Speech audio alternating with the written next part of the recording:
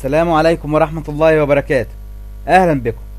إن شاء الله هذه الحلقة هتكون بعنوان من كتب سفر هوشع. في المدخل إلى سفر هوشع للآباء اليسوعيين صفحة 1891 يقول النص: ليس هناك دليل أكيد على أن هوشع نفسه اطلع على سقوط السامرة، والراجح أن تلك المعلومات هي من قلم المحرر من يهوذا أضافها يوم جمعت أقوال هوشع لتأليف الكتاب. انتهى كلام المدخل إلى سفر هوشع للآباء اليسوعيين.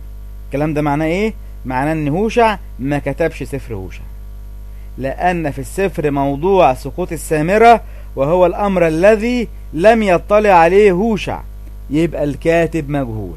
إذن كاتب سفر هوشع كاتب مجهول.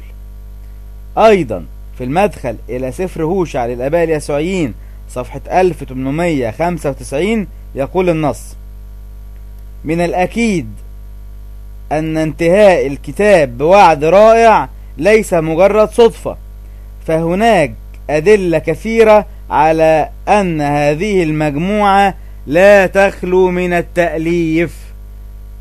فهناك أدلة كثيرة على أن هذه المجموعة لا تخلو من التأليف.